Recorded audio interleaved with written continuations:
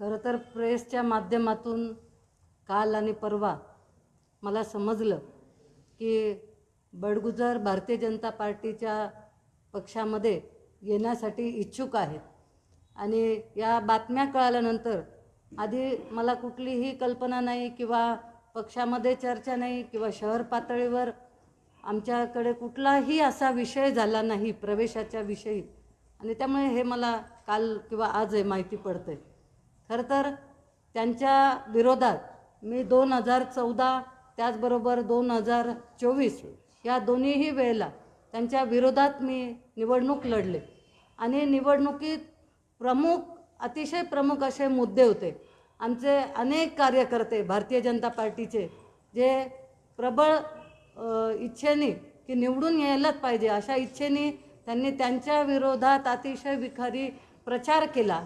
त्या कार्यकर्त्यांना त्यांनी त्रास दिला। मग त्यांच्या कार्यकर्त्यांकडून त्यांना धमकावणं असेल कुठला अनेक प्रकारचा त्रास या कार्यकर्त्यांना दिला। त्याचबरोबर आमचे जे पक्षाचे प्रमुख नेते चंद्रशेखरजी बावनकुळे हे परिवारासह मकाऊला जेव्हा फिरायला गेले त्यांचे फोटो जोडून त्यांनी कसिनो खेळला अशा पद्धतीचं प्रेसला त्यांनी पाठवून त्यांचं देखील प्रसिद्धी त्यांनी चुकीची करून दिली। आमचे केंद्रीय मंत्री आदरणीय नारायणराव राणे हे तर जेवत असताना कुठला तरी गुन्हा दाखल नाशिकमध्ये केला आणि नाशिकचे पोलीस जाऊन तिथे त्यांना अटक केली आणि अक्षरशः भरल्या ताटावरून जेवत असताना त्यांना घेऊन त्यांना खरं तर अटक केली। अतिशय चुकीचं आपण बघतो की ज्यांची प्रतिमा खूप मलिन आहे। निवडणुकीच्या काळात खूप मुद्दे समोर आले मग त्याच्यात देशद्रोही सलीम कुत्ता याच्याबरोबर नाचताना त्यांचा व्हिडिओ हा खूप मोठ्या प्रमाणात व्हायरल झाला। आणि त्याचबरोबर एका कार्यकर्त्यावर गोळीबार करणारा त्यांचा मुलगा त्याने गोळीबार केला। अक्षरशः तो गोळीबार ज्याच्यावर झाला त्याची प्रकृती चांगली असल्यामुळे तो वाचला नाहीतर त्याचासुद्धा जीव गेला असता। अशा पद्धतीने काम करणारे हे सुधाकर बडगुजर आहेत। त्यांच्याबरोबर आत्तापर्यंत जवळपास 17 गुन्हे दाखल झालेले आहेत। आणि हे गुन्हे कुठेतरी लपवायचे त्याचा कुठेतरी आश्रय घ्यायचा याकरता ते भारतीय जनता पार्टीमध्ये येण्यासाठी कदाचित इच्छुक असतील।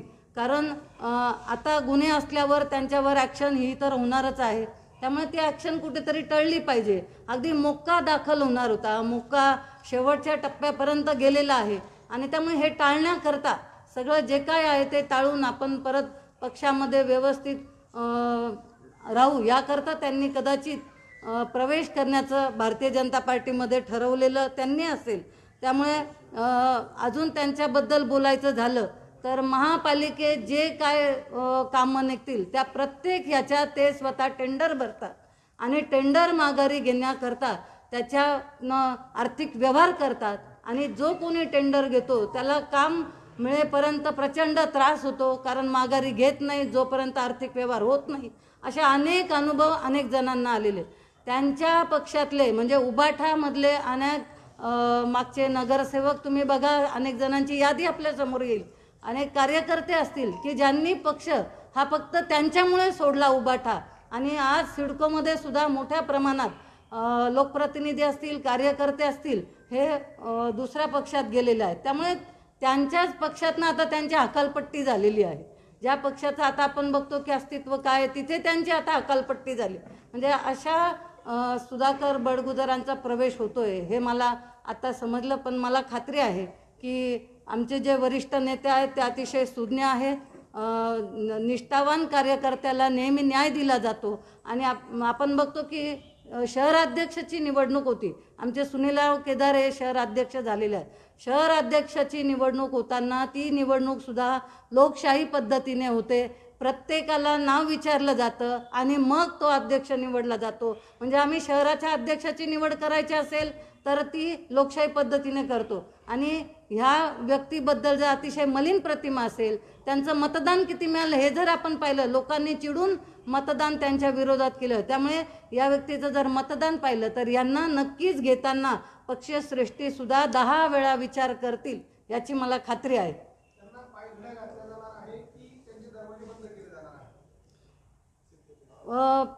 आत्ताच मी सांगितलं की पक्षातले नेते अतिशय सुज्ञ आहे. कुठल्याही प्रकारे त्यांचा प्रवेश हा पक्ष श्रेष्ठी करून घेणार नाही. कारण त्यांना माहिती आहे की नाशिकमध्ये त्यांची प्रतिमा काय आहे.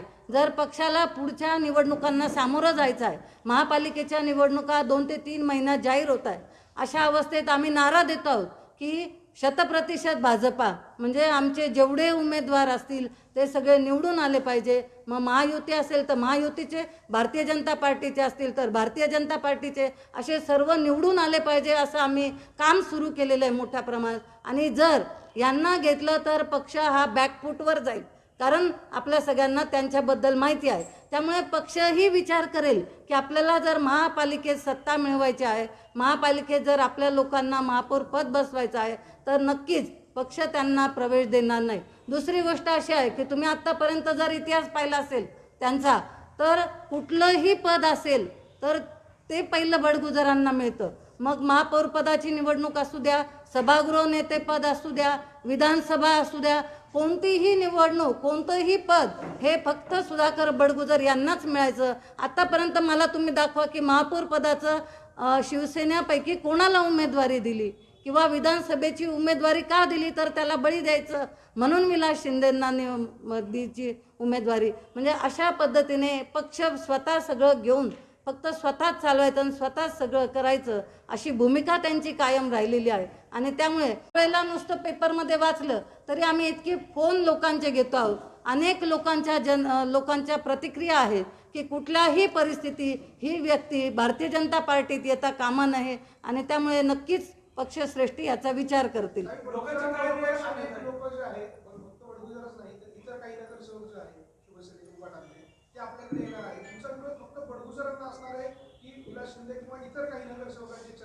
असं आहे की आतापर्यंत नाव हे फक्त बडगुजरांचं समोर आलेलं आहे. अजून कोणते लोकप्रतिनिधी येतात, कोणते कार्यकर्ते येतात, यांचं कुठलंही नाव हे आपल्या समोर आतापर्यंत आलेलं नाही. त्यामुळे जे नाव आले ते आम्ही सांगतो. आणि त्यातही मी स्वतः 2दा त्यांच्या विरोधात उमेदवारी निवडून आलेली असल्यामुळे विधानसभेत, त्यामुळे मी स्वतः आणि आमच्या पूर्ण शहरातले सगळ्यांचा याला विरोध आहे. ही जी नाराजी आहे, आपण ही नाराजी वरिष्ठांकडे कळवली आहे का?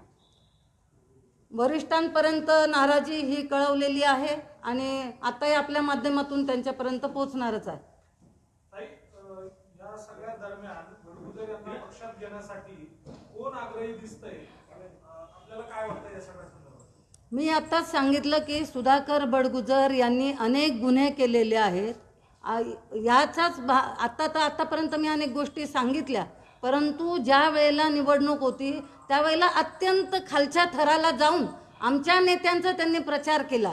म्हणजे आमच्या नेत्यांवर टीका केली. अगदी मोदी असतील, अमितजी शहा असतील किंवा आमचे राज्य पातळीचे नेते असतील, यांच्यावर त्यांनी खालच्या थराचा प्रचार केलेला आहे. आणि त्यामुळे मला वाटतं की त्यांना ही भीती आहे, त्यांच्या अनेक गुन्हे आहेत आणि त्यांना स्वतःला इच्छा आहे की आपण या पक्षात गेलो तर आपण पवित्र होऊन जाऊ की काय. त्यामुळे त्यांचीच इच्छा आहे इथे यायची.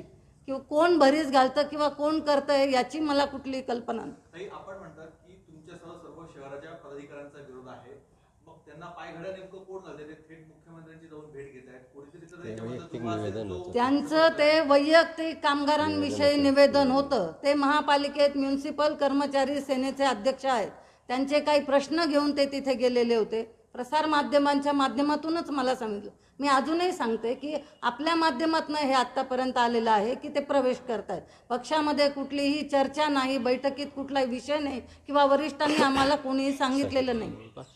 तुम्ही आता म्हणाल की गुन्हे लपवण्यासाठी भाजपमध्ये येताय, भाजपमध्ये प्रवेश दिले जातात की गुन्हे लपवायचे? कसं असतं की आमच्या वरचे वरिष्ठ जे नेते असतात ते आमचा पूर्ण हे निर्णय घेत असतात. त्यामुळे वरिष्ठ पातळीवरचे जे निर्णय आहेत ते आमच्या वरचे लोक घेतील.